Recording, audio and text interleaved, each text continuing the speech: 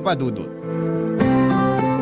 Narinig ko na minsan ninyong sinabi sa radyo na bumabalik ang kabutihan, ganoon din ang kasamaan. Simula nung narinig ko yon ay napaisip ako ng husto sa mga bagay na nagawa ko sa nakaraan na nagresulta sa akin ng mga bagay na nangyayari sa kasalukuyan. At kaya ako sumulat sa inyong istasyon ay upang hingi ng payo ng mga kabarangay natin tungkol sa aking sitwasyon. Itago niyo na lamang ako sa pangalang Vanessa, 32 years old at taga Rizal. Nagtatrabaho ako sa isang private company sa Quezon City bilang HR assistant na nagsimula noong graduate ako sa college taong 2014. Noong araw may naging boyfriend ako at nagtagal din kami ng 4 na taon hanggang sa nag-decide siyang mag-abroad noong 2018 para sa aming future. Makalipas nga ang 5 buwan ng parehong taong yon. At habang nasa ibang bansa siya ay nakita kami ng ex-fling ko noong high school na si Aldrin sa isang resort sa Laguna nang minsan kaming pumunta doon ng mga katrabaho ko para mag-relax. Dahil meron na nga kaming nakaraan ay mabilis kaming nagkapalagayan ng loob ni Aldrin. At nalaman ko siya ay single and ready to mingle ng mga panahong yon, Papa Dudut.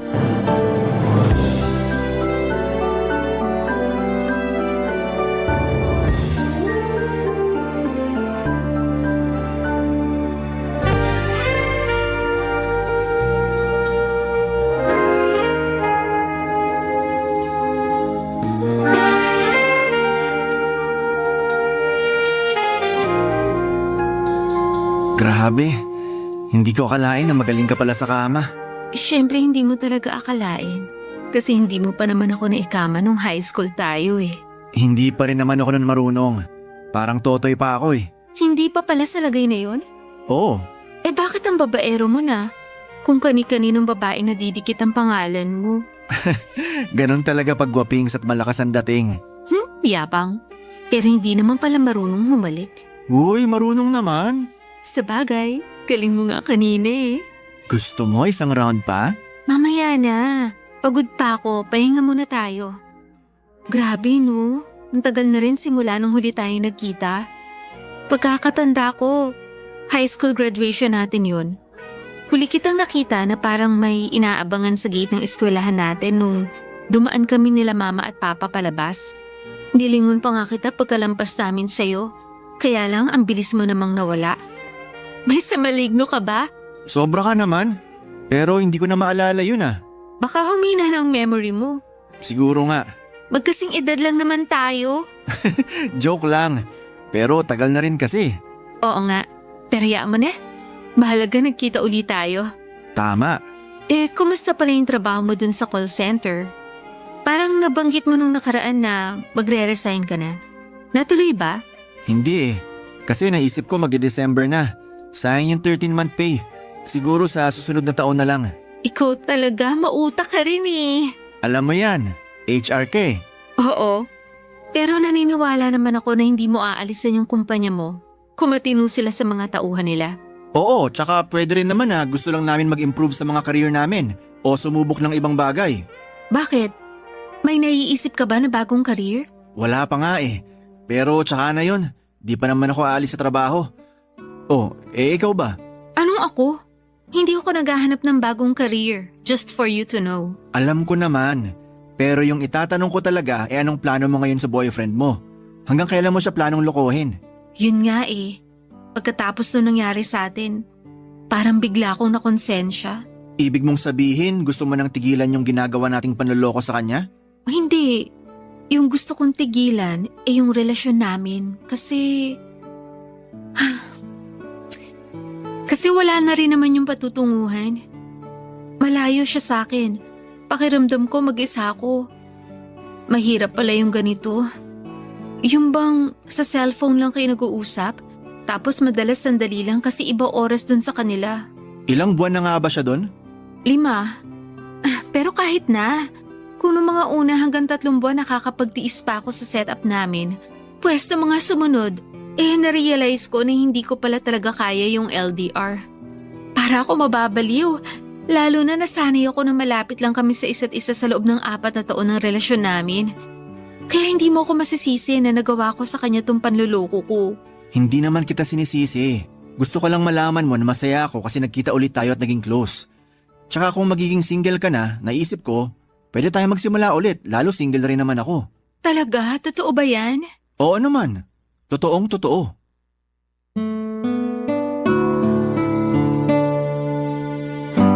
Mga padudot, hindi ko naisip na may boyfriend ako na nasa malayo ng mga panahong yon. Dahil na rin sa pangungulila sa kanya ay nagawa ko siyang lokohin.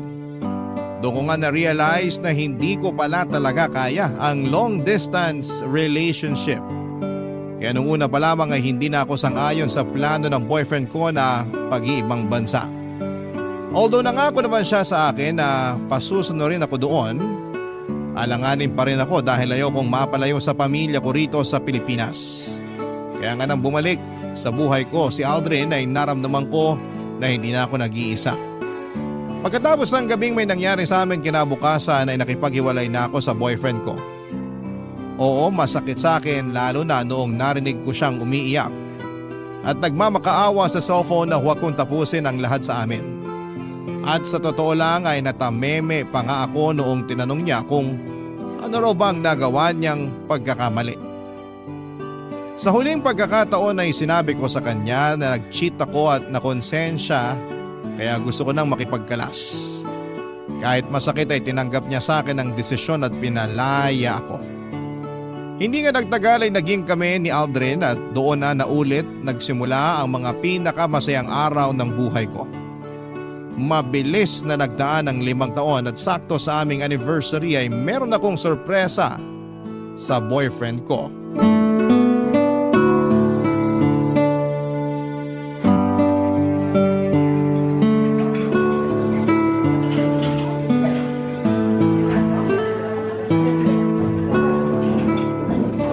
Happy anniversary, mahal!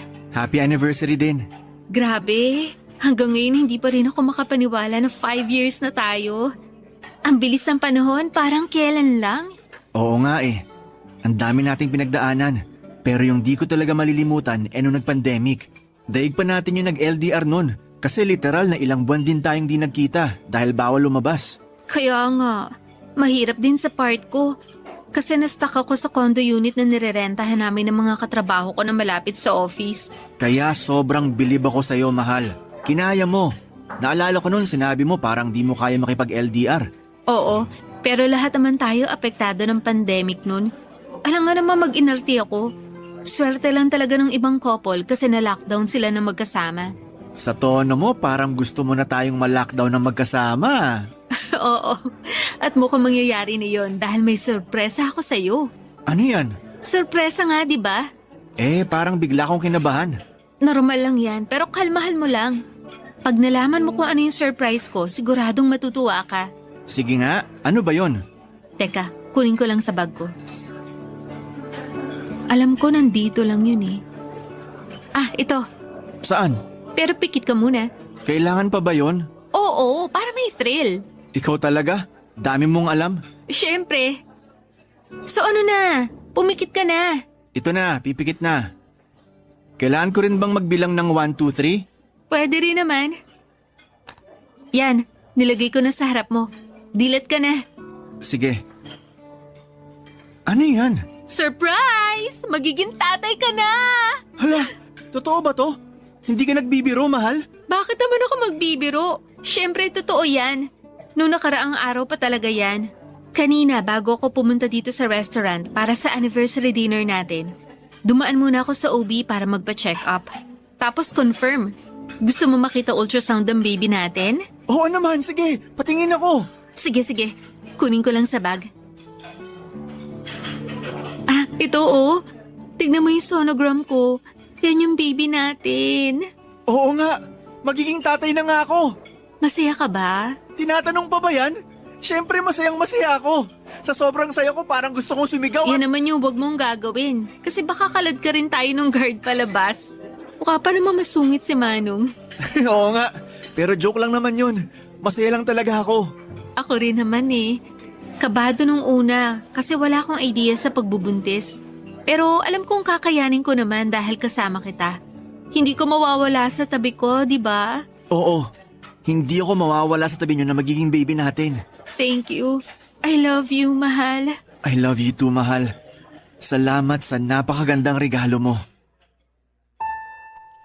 Papa Dudut, sobrang saya ko talaga nang nalaman kong magkaka-baby na kami ni Aldrin. Sakto kasi pareho na rin naman kaming 31 years old noon at dagdag pa nga sa kasiyahan ang nakita ko. Ang excitement sa mga mata ng boyfriend ko pagkatapos niyang malaman na buntis ako. Alam ko, Papa Dudut, na malaki ang magbabago sa relasyon namin lalo na at magkakaanak na kami, pero wala kaming hindi kayang gawin para sa baby namin. Excited na kaming maging magulang at pinangako namin sa anak namin na ibibigay namin lahat ng mabubuti at magagandang bagay sa kanya. Kaya lang 2 buwan matapos kong sabihin kay Aldrin na buntis ako ay meron din siyang ipinagtapat sa akin. At yon ay ang plano niyang pagsunod sa tiyuhin niyang barista sa Singapore para doon ay magtrabaho. Nung una ay nagtampo ako sa kanya dahil ayaw ko talaga ng LDR, pero pinarealize sa akin ni Aldrin na kailangan kong kayanin dahil gagawin lang naman daw niya yon para sa anak namin at sa magiging pamilya namin sa hinaharap, Papa Dudut. Barangay Love Stories. Barangay Love Stories.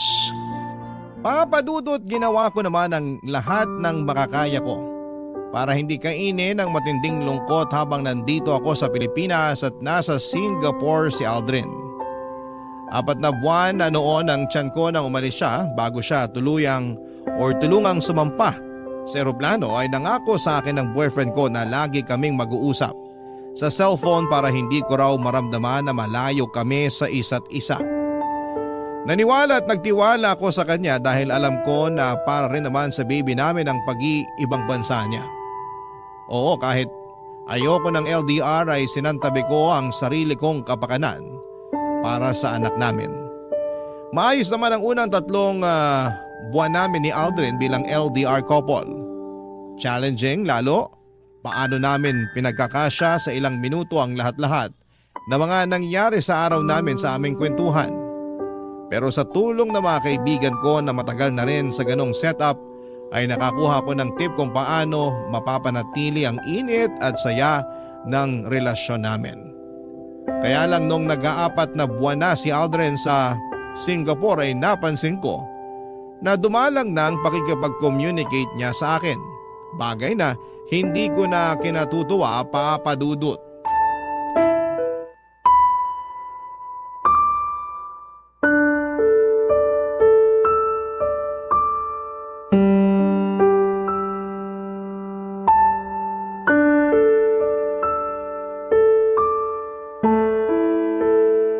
Pareho lang naman oras dito sa Pilipinas at dyan sa Singapore. Pero bakit hirap na hirap ka pa rin tawagan ako, ha? Mahal naman. Huwag mo ko matawag-tawag na mahal. Nanggigigil ako sa iyo, Aldrin. Vanessa, makinig ka, okay? O ngayon yan na lang tawag mo sa akin. Sabi mo huwag kitang tawaging mahal. Ano gusto mong itawag ko sa'yo? Kahit kailan napakahina mong umintindi. Siyempre kahit ayoko na tawagin mo kung mahal, ibig sabihin nun gusto ko pa rin talaga. Ay, kahit kailan labo niyo talaga mga babae. Ayaw daw pero gusto. Ano kaya yun? Basta, naiinis pa rin ako sa'yo. Bakit ka ba kasi naiinis? Kasi wala ka ng oras sa akin. Dati naman bago tayo matulog, nakakapagkwentuhan pa tayo. Pero ngayon hindi na, kasi madalas nauna ka na matulog. Pagod nga kasi ako sa trabaho, tapos lagi pa kaming overtime. Kaya hindi na rin tayo nagpapang-abot. Kapag nag-online ako, ikaw naman yung offline. Malamang, anong oras ka ba nag-online? Madaling araw na. Maawa ka naman sa akin, buntis ako. Alam ko naman yun. Kaya nga hindi sumasama ang loob ko pag hindi tayo nakakapag-usap. Ganon? Oo! Pwes ibahin mo ko, kasi masamang masama ang loob ko. Pali ko bang dinadahilan mo lang yung trabaho mo dyan, pero yung pala may iba kang babae. Yan naman yung hindi ko magagawa. Loyal ako sa'yo, no? Tsaka magkakaanak na tayo. Makukuha ko pa bang magloko? Anong malay ko? Yung iba ko ang katrabaho, may 2 o 3 na ngang anak pero iniiwan pa rin ng mga asawa at kinakasama nila kasi nakahanap na ng iba. Hindi ako katulad nila, kaya wag mo akong ikumpara sa kanila. Hindi raw. Pare-pareho lang naman kayo mga lalaki. Baka nakakalimutan mo na sa ating dalawa, ikaw yung nag-cheat sa boyfriend mo noon. Bakit bigla mo namang pinasok sa usapan yan? Nakakainis ka na eh. Sumusobra ka na sa pambibintang mo sa akin. Kung alam mo lang yung hirap ko rito sa ibang bansa para lang masustentuhan ko kayo na magiging baby natin, para sabihin ko sa'yo, hindi madali. Tapos ikaw, tamang hinala lang dyan. Sino ba kasi may desisyon na pumunta ka dyan? Di ba ikaw lang din? Hindi mo pa nga sinabi sa akin no na may plano ka palang sumunod sa tsuhin mo dyan sa Singapore. May pasabi-sabi ka pa na hindi ka mawawala sa tabi namin ng anak natin. Pero hindi mo naman tinupad. Nak naman ang... Alam mo, napipiko na ako sa'yo ha. Baba na kaya kita ng cellphone. Sige, subukan mo para hindi mo na kami makontak ng anak mo. Anong ibig mong sabihin? Alam mo kung anong ibig kong sabihin kaya wag ako, Aldrin. Okay, I'm sorry. Pagod lang talaga ako sa mga away na ganito. Kaya please naman mahal, wag na tayong mag-away oh. Hindi lang tayo mag-aaway kapag umuwi ka na rito sa Pilipinas.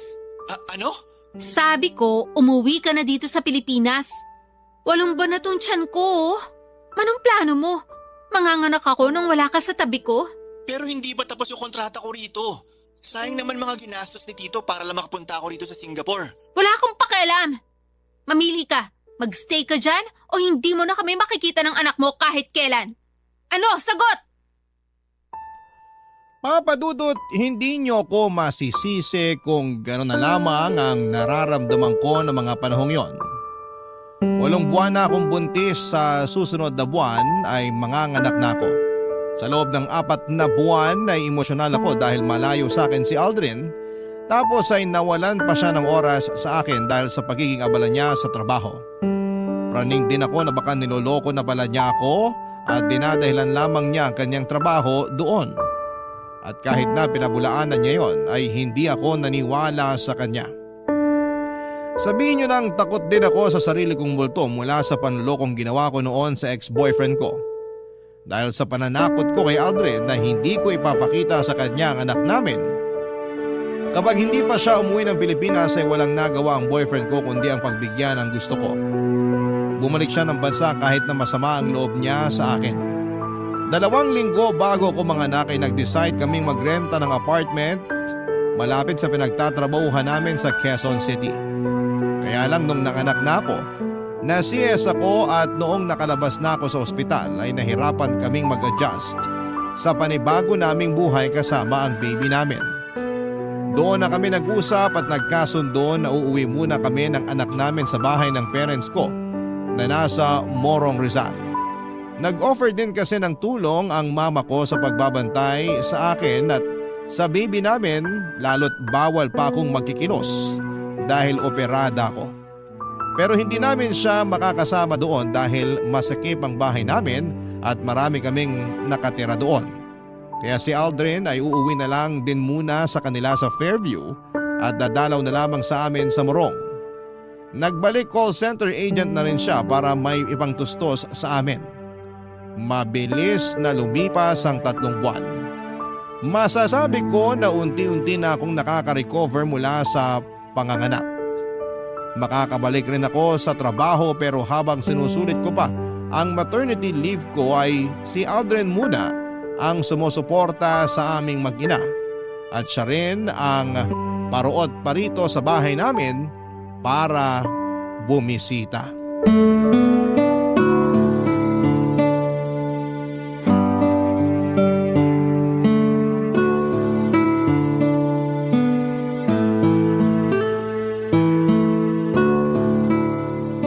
Yun! Ay, ano ba yan? Hina naman ito, pabuhat. Talaga naman. Dapat dito pinapatalsik eh. Mahal, pwede bang hinaan mo ang boses mo? Baka magkising ang anak natin eh. Mahina naman boses ko ah. Hindi mahina ang boses mo. Dinig na dinig nga hanggang dun sa sala. Nakakahiya kina mama kasi hindi na nila maintindihan yung pinapanood nila sa TV. OA naman. Pwede namang lakasan yung volume ng TV. Kasalanan ko talaga. Ititigil mo ba yan o babasagin ko yung cellphone mo? Oh, ayan, tinigilan ko na. Napaka-bayolente mo naman.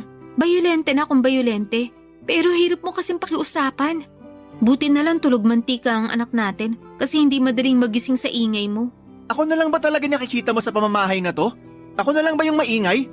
Kanina nga naririnig ko yung tatay mo nagpupukpuk doon sa labas. Tapos yung kapatid mong isa ang lakas makipag-cellphone.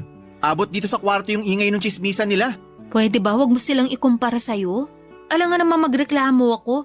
Nakikitira lang naman ako dito sa bahay. Sina mama at papa pa rin ang may-ari nito, no? Ah, ganon. Kaya ako na lang yung mag-a-adjust. Ano ba kasing kinakagalit mo? Pwede ka naman maglaro ng hindi dumadaldal ah. Hirap sa inyo ng mga online gamer, napakaingay. Palibhasa, di ka gamer. Kaya wala kang alam sa nararamdaman namin. Hindi ko na kailangan maging gamer, no? Diyan pa lang sa anak mo, ubus na ang oras ko.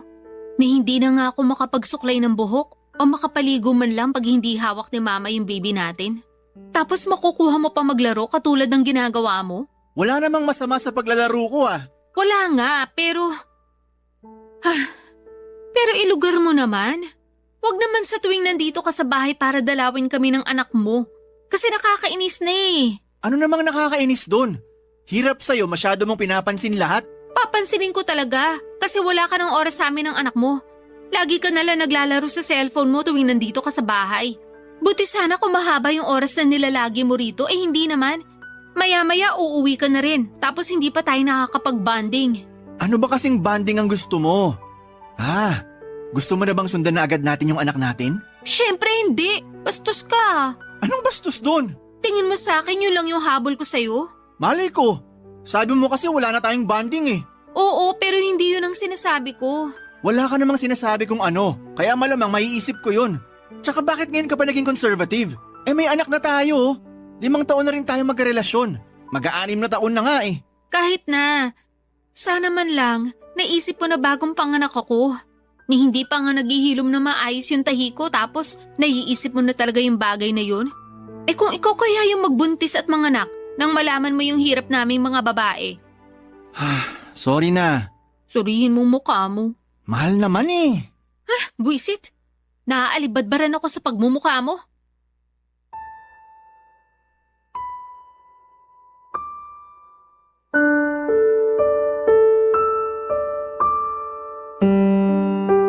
Papadudot, hindi yun ang una at huling beses na napansin kong busy sa cellphone niya si Aldrin.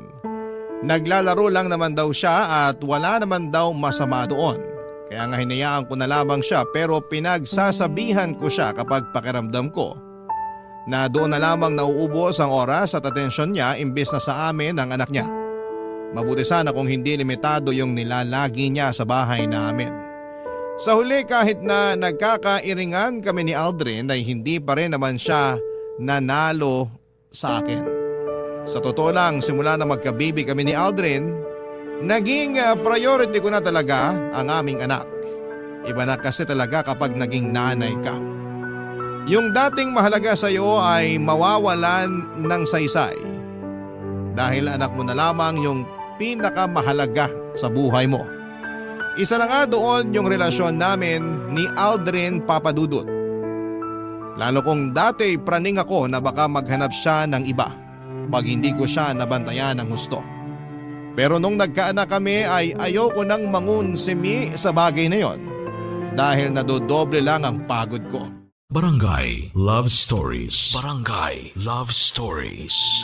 Papadudot, hinayaan ko na lang si Aldrin sa kung ano ang pinagkakaabalahan niya sa buhay. Basta hindi niya napapabayaan ang pagiging tatay niya sa anak namin ay ayos na sa akin yon. Sa pakiramdam ko ay maayos naman ang relasyon namin dahil wala namang ginagawa si Aldrin na ikakagalit ko. In fact, masaya kami noong nagpabinyag kami sa anak namin at nangako siya sa akin sa harapan ng mga bisita, ninong at ninang at mga magulang namin na makakasalan niya ako. Kung kailan ay sorpresa raw. Siyempre niwala ako sa kanya dahil deep inside ay gusto ko rin namang maikasal sa lalaking mahal ko. Kaya lang akala ko ay okay talaga kami pero mukhang nagkamali ako. Nung nagbalik na kasi ako sa trabaho ay sakto nag-resign naman siya sa pinagtatrabahuhan niya. Dahilan niya ay burnout daw. Sinabi niya sa akin na magpapahinga lamang siya ng 1 buwan at maghahanap na ulit ng bagong trabaho. Pumayag ako kasi mahalaga rin naman sa akin ang mental health niya. Nakiusap lang ako na ihatid sundo niya ako sa bahay at trabaho ko since may motor naman siya at wala pa siyang pasok. Hirap kasi akong mag-commute pero nag-share naman ako ng panggas sa kanya. Kaya lang 2 linggo lang niya akong hinatid sundo at noong mga sumunod na araw ay hindi na dahil kesyo busy daw siya sa ibang bagay tulad ng pagsama sa mga long ride ng mga barkada niyang may motor din, Papa Dudut.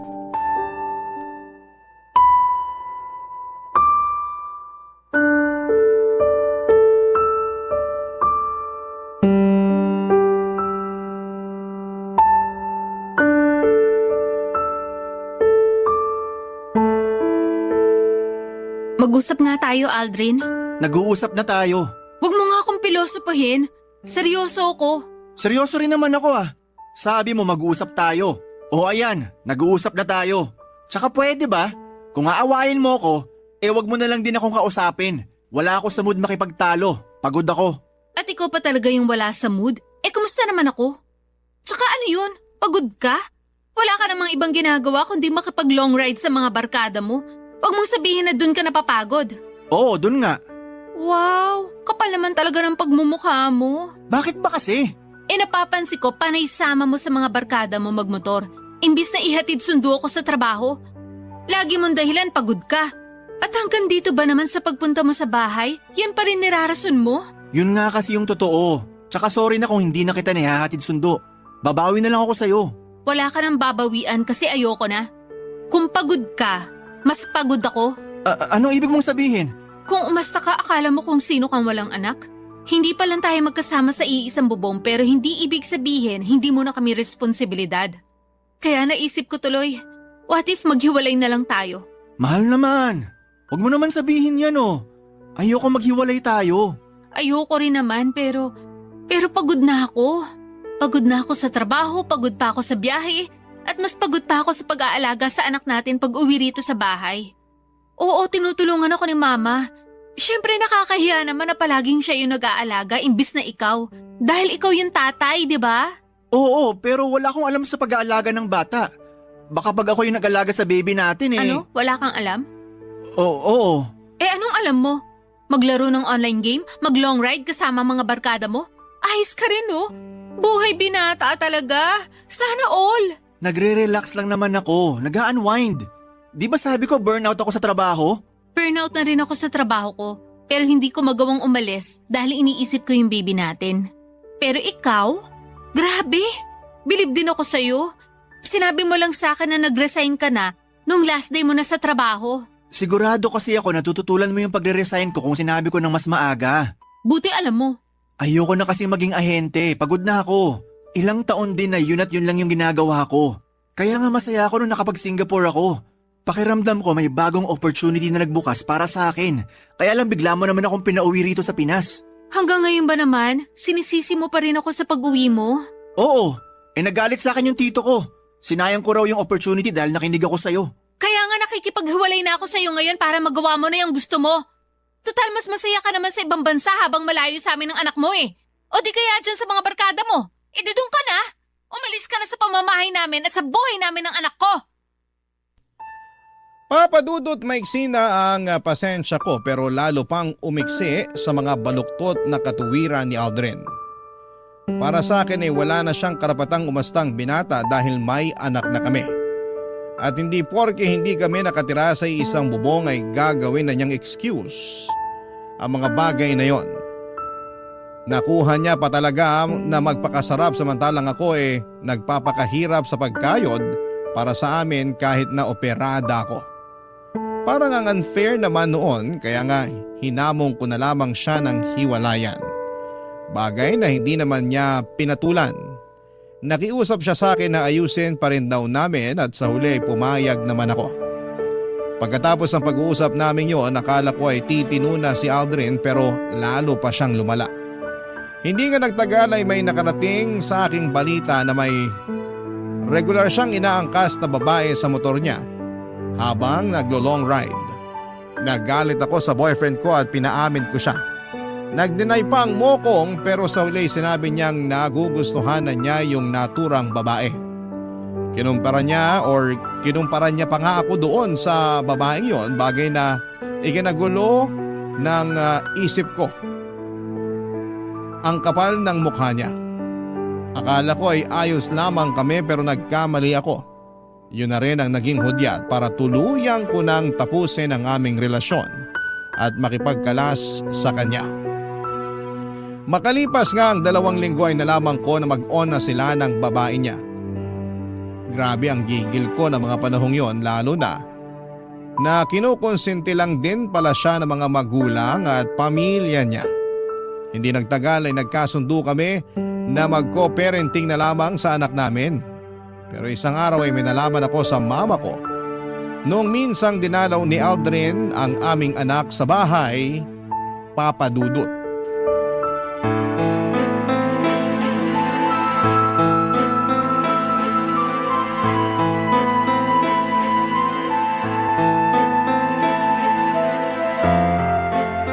Kapal naman ang mukha mo, Aldrin!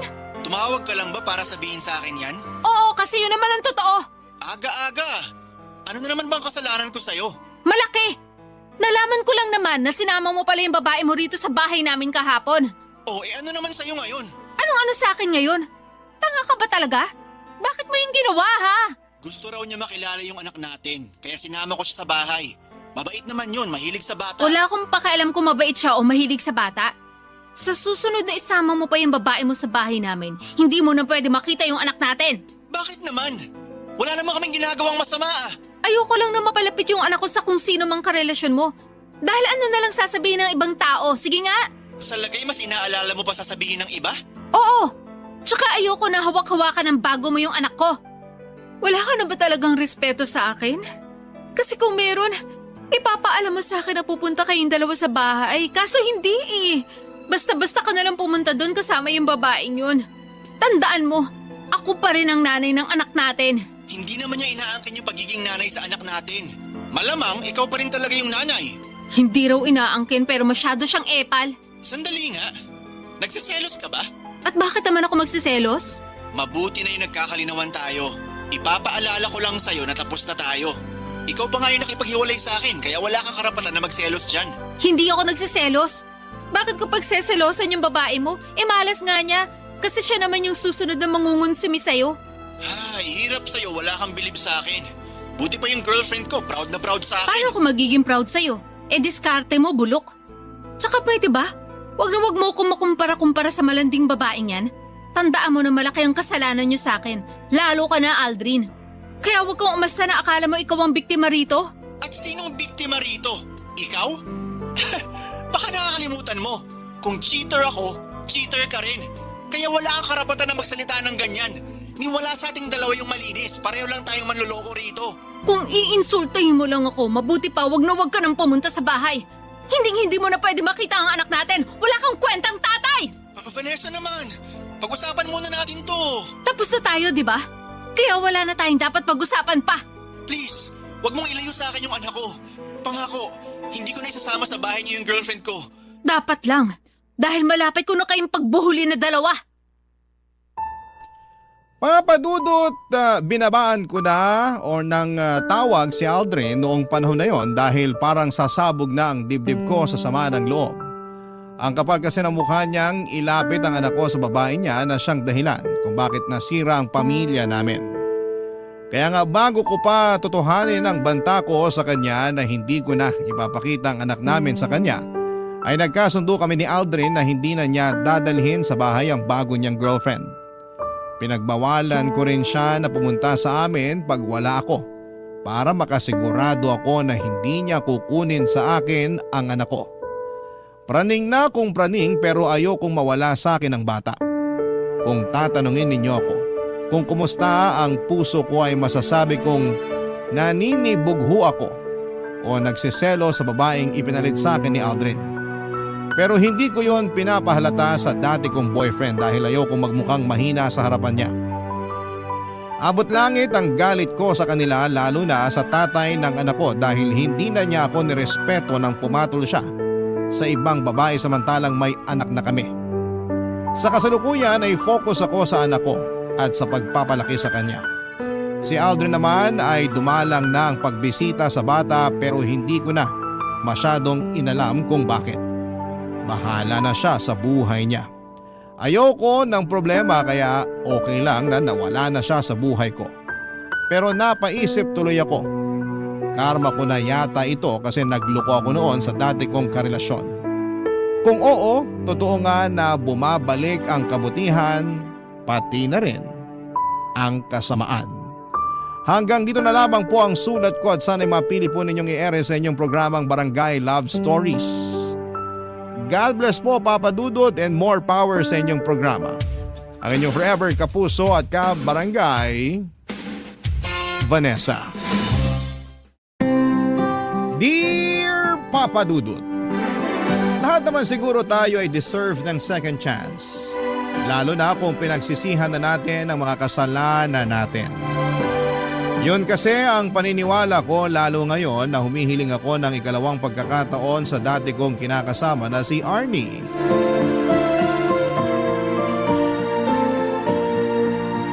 Nagbagong buhay na ako at gusto kong patunayan sa kanya na handa na ulit akong maging responsableng kinakasama niya at tatay ng aming mga anak. Itago niyo na lamang po ako sa pangalang Sev, 35 years old, call center agent at taga Quezon City. May kinakasama ako noon na ang pangalan naman ay Arnie. May anak kami ni Arnie na 4 na taong gulang na.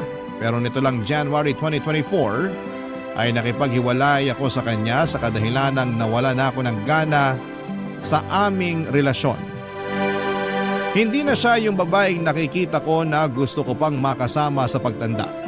At kahit na alam kong masakit ay ginawa ko pa rin ang tingin ko ay nararapat, Papa Dudut.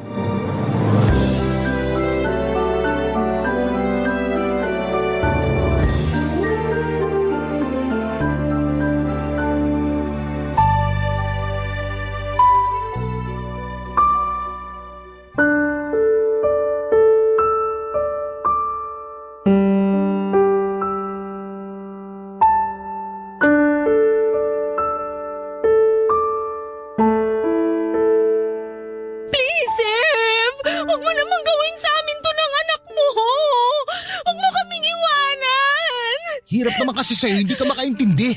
Hindi na nga kita mahal. Wala na rin saysay na magsama pa tayo. Bakit? May iba ka na ba? Huwag kang makulit. Huwag mo nang i-deny! Ganun naman talaga kadalasan ang rason ng mga lalaki pag gusto na nilang makipaghiwalay. Kunwari kapag nawalan ka ng gana sa relasyon natin pero ang totoo, meron ka ng iba! Ano naman sa'yo kung meron na akong iba? Masama ba yun hindi naman tayo kasal? Anong dahilan yan? Tanga ka ba? May anak na tayo, Sev! Hindi ko naman tatalikuran yung pagiging tatay ko sa anak natin. Magsusustento pa rin ako kahit hiwalay na tayo. Palayain mo na ako. Akala mo ganun lang kadali yun! Mahal kita, Sev! 5 taon tayo na nagsasama! Tapos magpapalit mo ako sa babaeng ngayon mo palang nakilala! Makaka-move on ka rin. Ano ba kasing nagawa ko? Sabihin mo nga! Pangit na ba ako kaya ayaw mo na sa akin? Hindi na ba ako masarap sa kama? Pwede ba? Huwag kang mag-umpisa ha. Gusto ko lang naman malaman para alam ko kung anong babaguhin ko. Wala ka nang dapat baguhin. Desidido naman ako na hiwalayan ka. Pero sige, para lang sagutin ko yung tanong mo. Oo, malaking bagay yung itsura mo kaya naumay na ako sa'yo. Nakikita mo ba yung sarili mo sa salamin? Kasi kung hindi, pues, tignan mo maigi para malaman mo kung gaano ka kamanas. Para kang balyenang naglalakad. Ang itim pa ng batok mo. Nakakahiya ka na isama sa mga pinupuntahan ko. Ha? Akala ko ayos lang sa'yo na mataba ako. Nung una yon, hanggang sa tawagin ka ng tangke ng LPG ng mga katrabaho ko. Imbis ay pagtanggol mo ako sa mga katrabaho mo, hinayaan mong insultuhin na lang nila ako ng ganon? Pinagtanggol naman kita. Kinumbinsi pa nga kita na magpapayat eh. In-enroll pa kita sa gym pero sabi mo, ayaw mo nang ituloy kasi nakakatamad. Paano di ako tatama rin?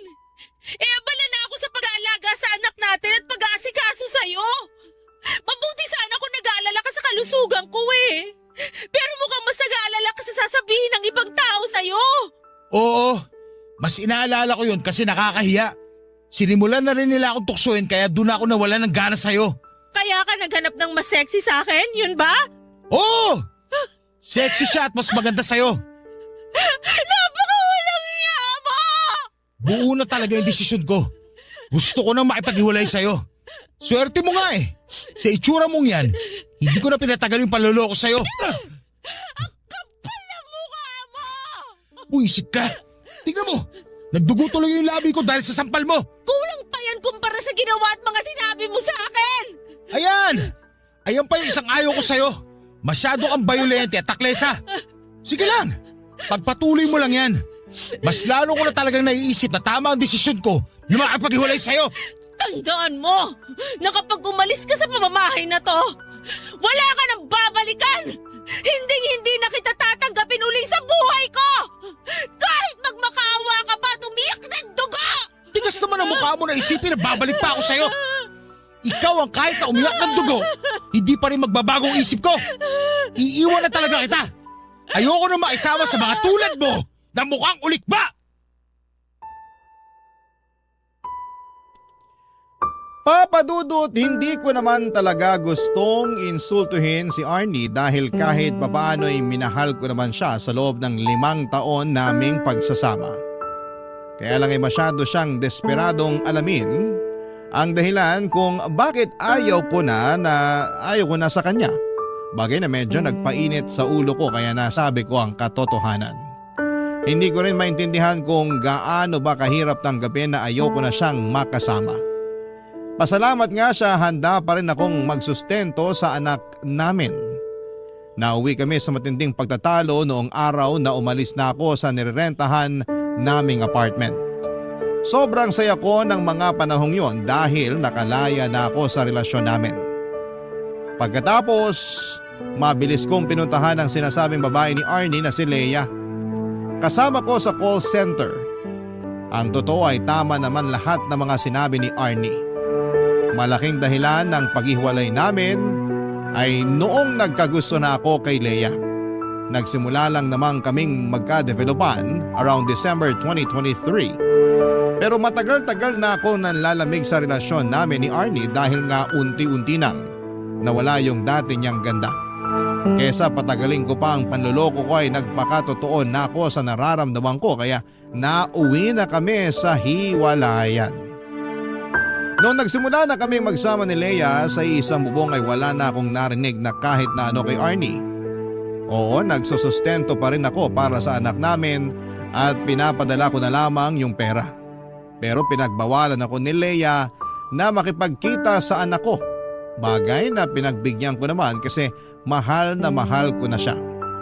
Mabilis na lumipas ang 6 na buwan at nakita ko na lamang ang sarili ko na napapaisip kung ano na ang kalagayan ng mag-ina ko.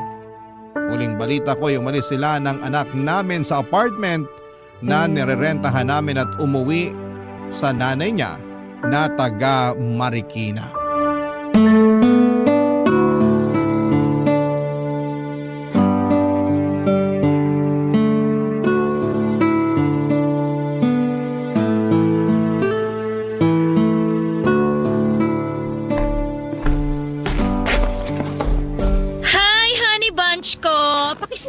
Ano ba?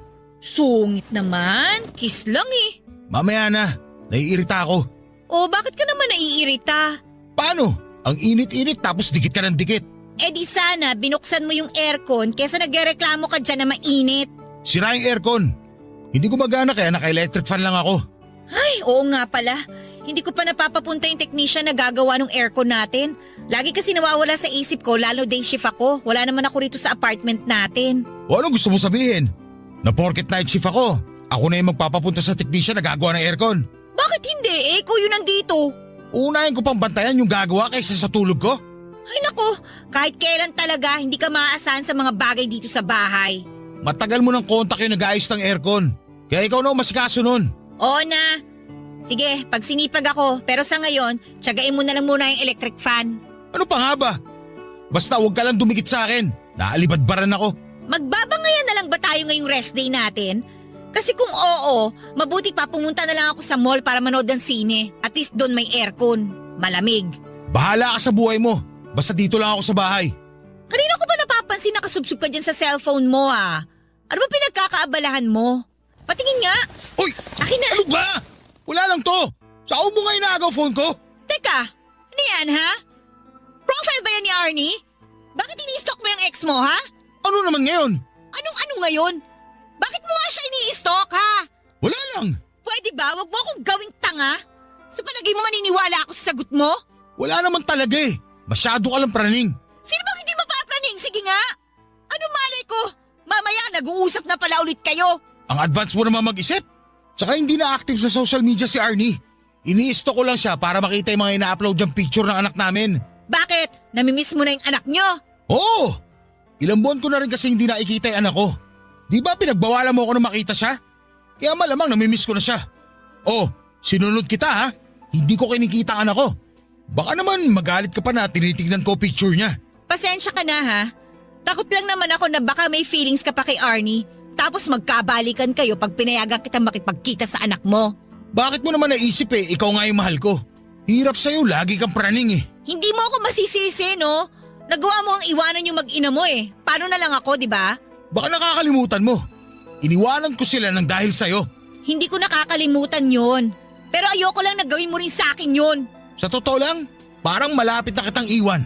Nakakayamot ka na eh. Lakas ng tama mo. Mabuti pa umalis ka na. Di ba sabi mo pupunta ka sa mall? Alis na!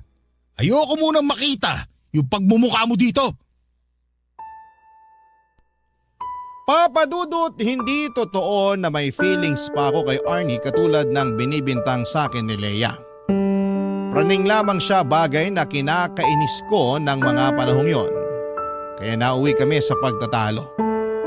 Ayoko sa lahat na pinagbibintangan ako ng bagay na hindi naman totoo. Masama bang ma-curious kung ano na ang buhay ng dati kong kinakasama? Siya pa rin naman ang nanay ng anak ko at dahil nga ilang buwan na kaming hiwalay at hindi ko sila nakikita ay miss ko na ang anak ko. Sa totoo lang ay hindi yun ang una't huling beses na nagtalo kami ni Leia nang dahil sa pangi-stalk ko sa Facebook account ni Arnie. Hindi ko kasi mapigilang tingnan doon yung old photos namin ng anak ko. Bagaman hindi na active si Arnie sa social media ay masaya pa rin ako kasi hindi niya ako in-unfriend. Akala ko kasi ibablock niya ako dahil ganon ang tipikal na ginagawa ng mga babae kapag nasasaktan sila dahil iniiwan sila ng lalaki. Kaya buti na lamang talaga at magkaibigan pa rin kami ng ex ko kahit sa social media lang. Papa Dudut. Barangay Love Stories. Barangay Love Stories. Papa Dudut, kung hindi ang Facebook account ni Arnie ang ini-stalk ko ay madalas akong mahuli ni Leia na tumitingin at nagla-like ng picture ng mga sexy na babae online. Pero para sa akin ay wala lang yon. Paghanga lang yon kasi nagagandahan ako sa hubog ng mga katawan nila. Dumating din yung punto na dumating na rin yung punto na hindi na rin ganon ka-sexy itong si Leia at parang bigla niyang napabayaan ang sarili niya mula noong magsama kami sa loob lang ng 6 na buwan. Kumbagay hindi na siya kaakit-akit sa paningin ko kaya parang nabawasan na rin ang pagmamahal ko sa kanya. Sa kabilang banda ay malaking dahilan din ng panlalamig ko sa kanya ay ang hindi namin pagkakaroon ng anak. 2 beses na kasing nakunan si Leia kaya natakot na siyang magbuntis. Ayaw na niyang sumubo kasi baka raw mag 50-50 na siya sa susunod. At dahil nga sa sitwasyon namin ay na-frustrate ako at lalo kong na-miss ang anak namin ni Arnie. Dumating ang oras na naapektuhan na rin ng husto ang pagsasama namin ni Leia dahil sa dami ng problemang nararanasan namin at sa kadahilan ng hindi kami magkaroon ng anak.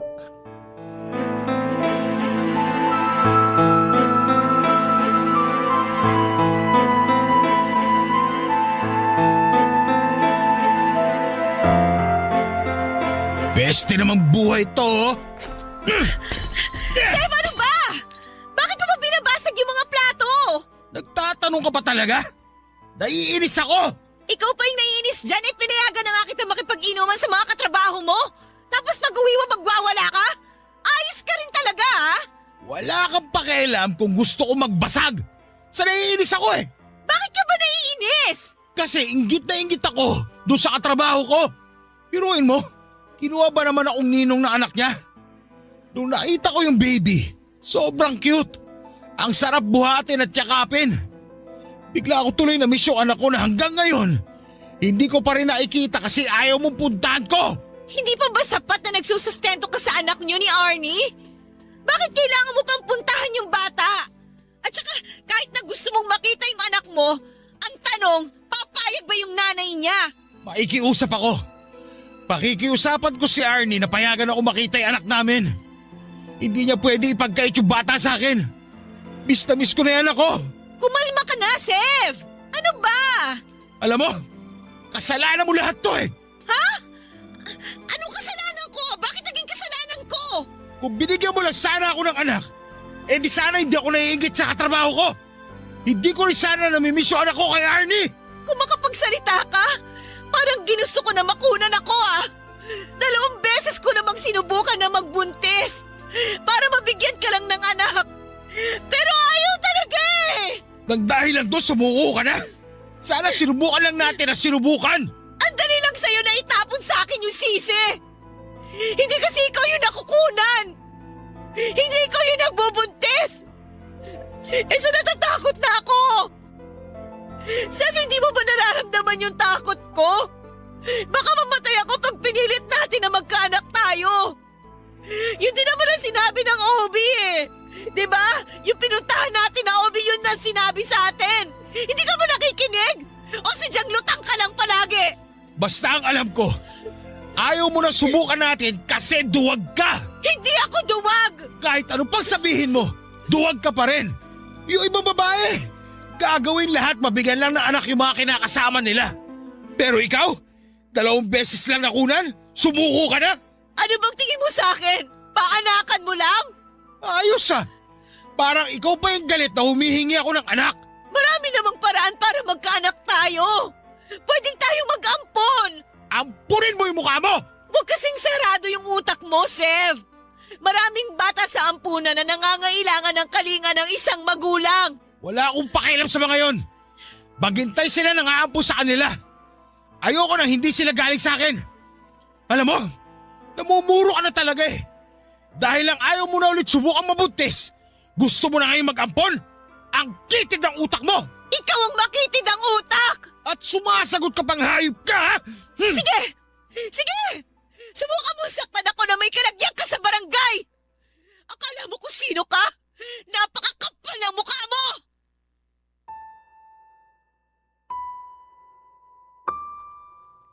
Papadudot nagandahan talaga ako ng husto kay Leia nung unang beses siyang pumasok sa BPO company na pinagtatrabahuan ko. At aminin ko nagka-crush ako sa kanya kahit pamilyado na ako. Sexy, makinis, maputi ang balat at maganda pa ang forma. Hindi lang naman ako na love at first sight sa kanya kundi marami pang ibang lalaki sa trabaho namin. Pero ako ang pinakamaswerte sa aming lahat dahil ako ang nagustuhan ni Leia. Feeling ko nga noon ay swak na swak ang personality namin kaya siguro'y mabilis akong nahulog sa kanya.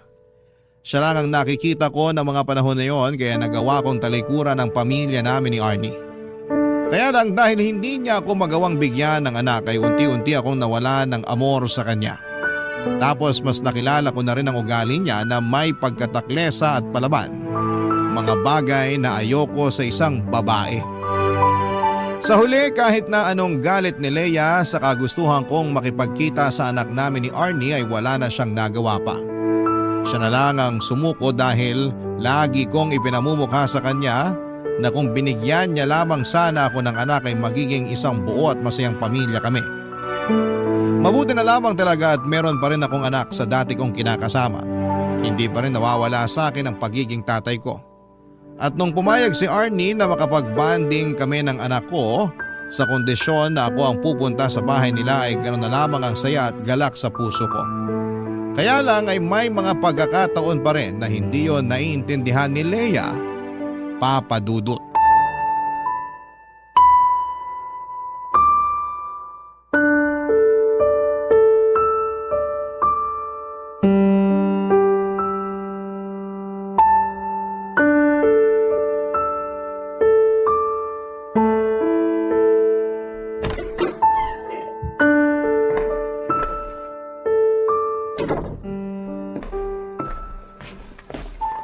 Oh, bakit nandito ka sa bahay, Leia?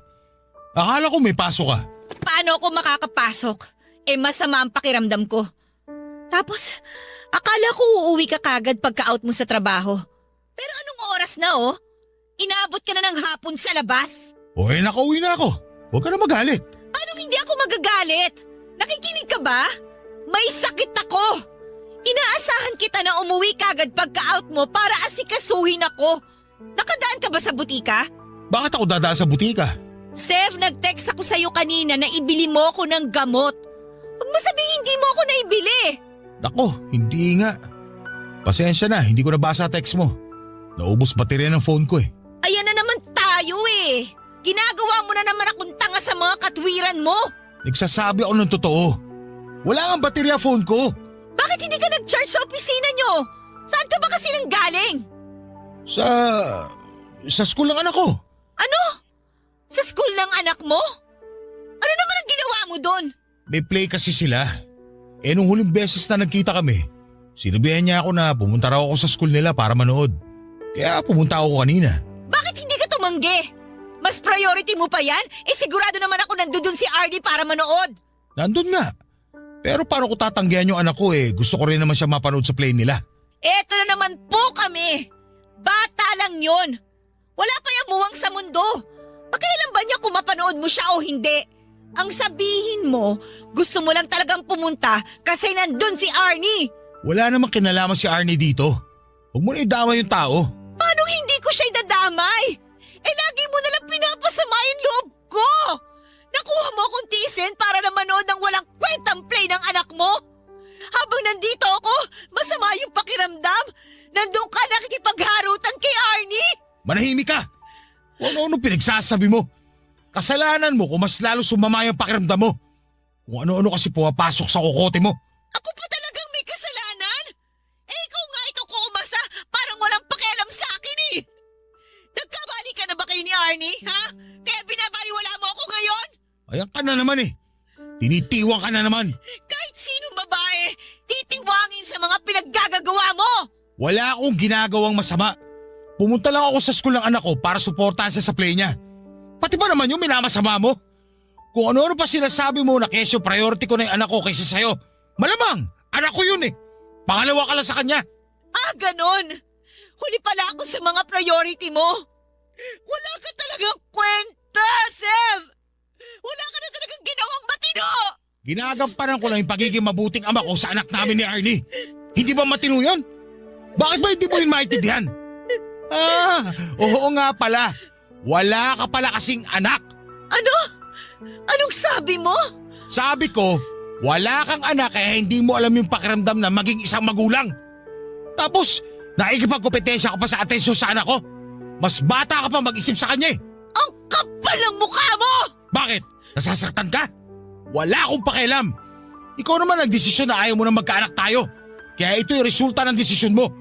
Buti na lang talaga may anak kami ni Arnie. At least, kahit paano, nararanasan ko pa rin magpakatatay sa anak ko.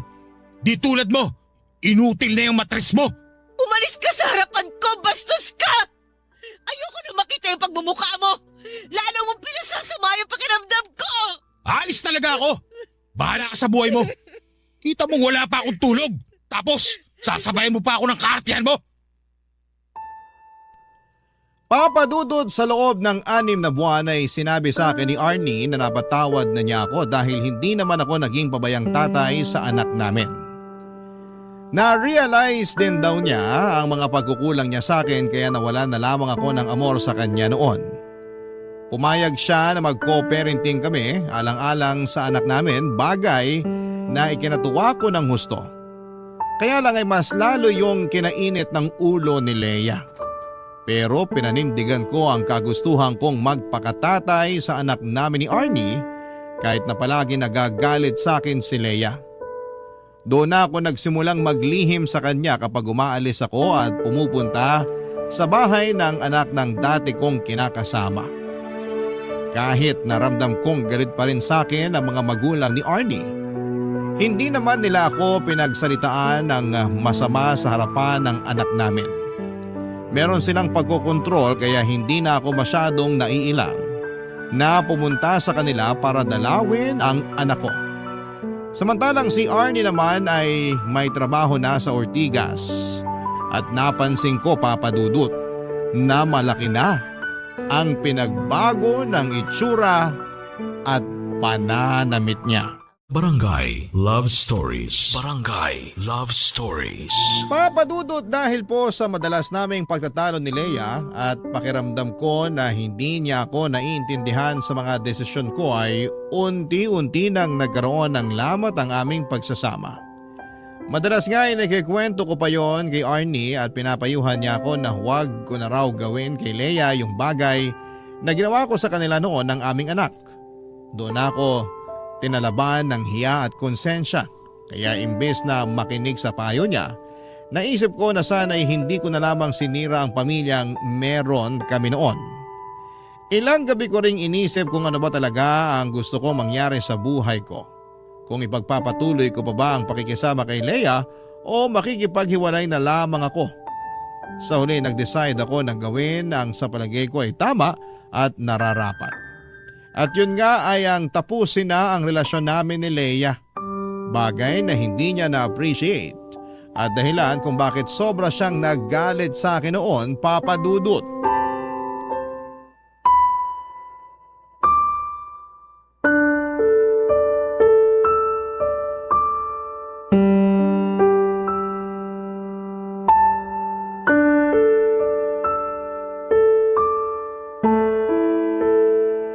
Please, Sev. Huwag mo naman akong iwan, oh. Pangako, magbabago na ako. Hindi na ako lagi magagalit sa'yo. Hindi na kita sisigawan. Pagsisilbihan na rin kita lalo. Huwag mo lang akong iwanan. Please naman, Sev. Please. Pagsisilbi ang pinagsasabi mo hindi naman kita katulong. Saka ayoko na, Leia. Gusto ko na lang na maghiwalay tayo ngayon ng mapayapa. Bakit mo ba kasi ako iiwan? Ano bang nagawa ko sa iyong kasalanan? Wala, pero marami ka ng pagkukulang eh. Hindi na ikaw yung babae na gustuhan ko. Tignan mo nga yung itsura mo. Mukha ka ng manang. Napakalosa mo ng tignan eh, wala naman tayong anak. Saka yun nga, wala tayong anak kaya wala na rin akong rason para makisama pa sa'yo. Dahil lang sa bagay na yon, kaya iiwan mo na ako. Eh napakasama mo naman palang tao. Kung kasamaan man ang tawag sa pagsasabi ng totoo, eh di ako na masama. Ikaw naman lagi lumalabas na mabuti. Nakikiusap ako sa iyo, wag mo naman akong iwanan, oh, Sev, please. Hindi na ba natin pwedeng ayusin to? Pag-usapan natin to, Sev. Wala na tayong dapat pag-usapan. Ayoko na sa'yo kasi masyado kang controlling. Ayoko sa lahat sa babae, yung ganyang klase. Akala ko pa naman iba ka sa lahat, pero mas malala ka pa pala. Kaya nga magbabago na ako. Hindi na ako magiging controlling. Babawasan ko na rin yung pagiging taklesa ko sa'yo. Huwag mo lang akong iwanan, Seth. Please, huwag kang umalis. Sorry, pero kung noon pa sana ginawa yan, baka hindi nawala yung pagmamahal ko sa'yo. Pero huli na kasi ang lahat. Kilala mo naman akong tao. Pag ayoko na talaga. Hindi mo na ba ako mahal? Kaya ganun kadali mo na lang itapon yung pinagsamahan natin? Hindi na. Bakit ang bilis naman? Ewan ko, hindi ko alam. Baka naman hindi mo sinubukan na mahalin ako. Sa loob ng ilang buwan na magkasama tayo, ginamit mo lang talaga ako. Ginawa mo lang akong parausa nung nagsawa ka na sa dati mo kinakasama. Tapos ngayon, nasawa ka na sa akin, basta mo na lang ako tatapon na parang basura. Minalaman kita kaya masasabi ko na totoo yung pinakita ko sa'yo. Saka, saan ang galing yung baka hindi ko sinubukan? Sinubukan ko na ayusin yung relasyon natin. Inintindi kita nung ayaw mo na mag-baby tayo. Kasi natatakot ka na baka may mangyaring masama sa'yo. Pero na-realize ko, hindi ko pala kayang pakatawanan na hindi isumbat sa'yo ng paulit-ulit yung bagay na yon. Kaya nagdesisyon na lang akong tapusin itong relasyon natin. Kasi wala rin naman itong patutunguhan. Ginawa mo lang sa akin kung ano yung ginawa mo kay Arnie eh. Baka naman sinasabi mo lang yan. Kasi ang totoo, may iba ka na. Nagkabali ka na ba kayo ng dati mo kinakasama? Hindi walang ganon. Siguraduhin mo na nagsasabi ka ng totoo. Kasi walang sikreto na hindi nabubunyag. Huwag mo na akong gawing tanga, Sev. Hindi nga kami nagkabalikan kaya wag mo nang ipilit. Hindi talaga kayo magkakabalikan. Kasi aayawan ka na niya, Sev. At kahit na maisip mo pang magbagong buhay para maibalik yung dati niyong samahan, hindi ka na niya tatanggapin muli sa buhay niya! At bakit mo naman nasabi yan? Kasi manloloko ka! Galit ang mga babae sa mga manloloko! Kaya huwag ka nang umasa na may babalikan ka pa kay Arnie kung sakaling maisipan mong ayusin yung dati niyong relasyon! Wala kang karapatan na pangunaan ng mga bagay. Hindi mo naman nakikita ang mangyayari sa hinaharap. Oo! Pero hindi ako inutil! Siguro nga karma ko na to. Kasi kasama mo ako sa pananakit noon sa dati mong kinakasama. Sige, tatanggapin ko. Pero sana, tanggapin mo rin yung karma mo pag inihain na sa'yo yun ang kapalaran!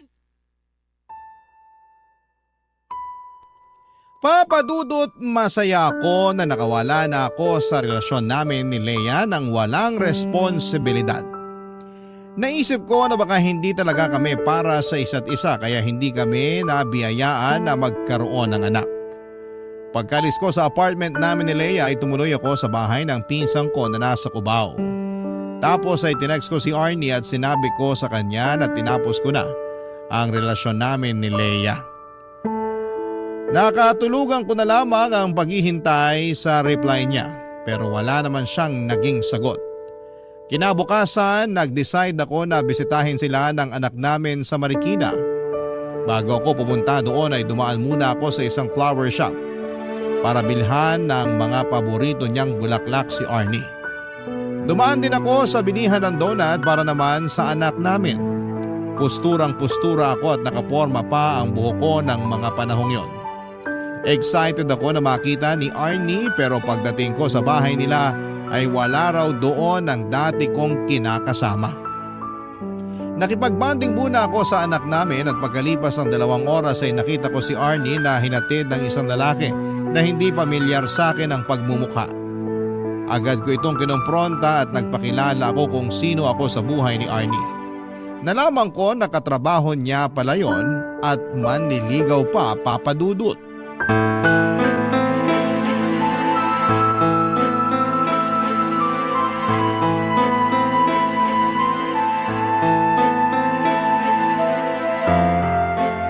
Sev, mag-usap nga tayo. Talagang mag-uusap tayo. O bakit parang nagagalit ka? Sino nagbigay sa'yo ng permiso magpaligaw? Seryoso ba talaga yung tanong mo? Oo, kaya sagutin mo na lang. Walang nagbigay sa akin ng permiso. Ako lang ang nagdesisyon na handa na ako magpaligaw. Tsaka bakit? Kanino ba ako dapat magpaalam? Eh di sa akin. Nagdodroga ka ba? Anong sa'yo? Ano ba yung pinagsasasabi mo? Kasi ako pa rin ang tatay ng anak mo. Kaya may karapatan pa rin ako sa'yo. Sira na siguro tuktok mo, no? Baka nakakalimutan mo, hiwalay na tayo. Kahit na ikaw pa ang tatay ng anak natin, iniwan mo na kami. Pinagpalit mo kami kay Leia, di ba? O bakit ngayon bigla ka nagkakaganyan? Hindi mo ba nabasa yung text ko sa'yo kagabi? Wala na ako matatanggap na text message mo, nagpalit na ako ng number. At bakit ka nagpalit? Akin na yung bago mong number, dali! Kapal mo! Kaya nga ako nagpalit para hindi mo na ako makontak eh. Tapos na tayo, kaya wala na rin namang saysay na magkausap pa tayong dalawa. Hindi ko naman pinagkakait sa'yo yung anak mo eh. Kung gusto mong pumunta dito sa bahay para dalawin siya, pumunta ka. Welcome ka naman dito sa bahay ng mga magulang ko. Pero kung pupunta ka man, di mo na kailangang ipaalam sa akin. Hindi na rin naman mahalaga. Kung ganun, hindi mo nga alam ang tungkol sa amin ni Leia. Kailangan ko pa bang malaman? Hiwalay na kami, Arnie. Ako nakipaghiwalay sa kanya. Oo, talaga? Oo, kasi... Huhulaan ko. Hindi mo na siya mahal kasi hindi na siya yung babaeng nagustuhan mo. Yung maganda, yung sexy. Tama ako, di ba? Arnie naman. Wala nang bago ron. Yun din naman dahilan mo kaya ka nakipaghiwalay sa akin nun. Aminin ko na medyo loko-loko ko nun. Kaya ako nagawa yun sa'yo at sa anak natin. Pero nagbago na ako ngayon. Aanin ko naman yung sinasabi mong pagbabago. Sige nga. Kasi gusto ko magsimula ulit tayo. Gusto kong itama yung mga pagkakamali ko sa inyo ng anak natin. Kaya sana bigyan mo pa ako ng second chance. Alam mo, kung nagbibiro ka, congrats kasi napatawa mo ko. Hindi ako nagbibiro. Seryoso ako. Gusto kong makipagbalikan sa'yo at magsimula ulit tayo. Mas gugustuhin ko pang iumpog ulo ko sa pader kaysa makipagbalikan sa'yo. Matapos ang ginawa mo sa akin noon, palagay mo, may natitira pa akong pagmamahal para sa'yo? Oo, nirerespeto kita bilang tatay ng anak ko, pero di na sapat yun para pabalikin pa kita sa buhay ko. Bakit? Dahil meron ka ng iba? O ano naman sa'yo ngayon? Anong akala mo? Ikaw lang may karapatang makipagrelasyon? Hindi ka pwedeng mapunta sa iba dahil mahal kita. Wala akong pake. Wala ka ng karapatan na diktahan ng buhay ko. Kapal ng apog mo na sabihin na dapat akong humingi ng permiso sa'yo bago ako magpaligaw? Bakit? Sino ka ba sa buhay ko? Wala na ba talagang katiting na pagmamahal sa puso mo para sa akin?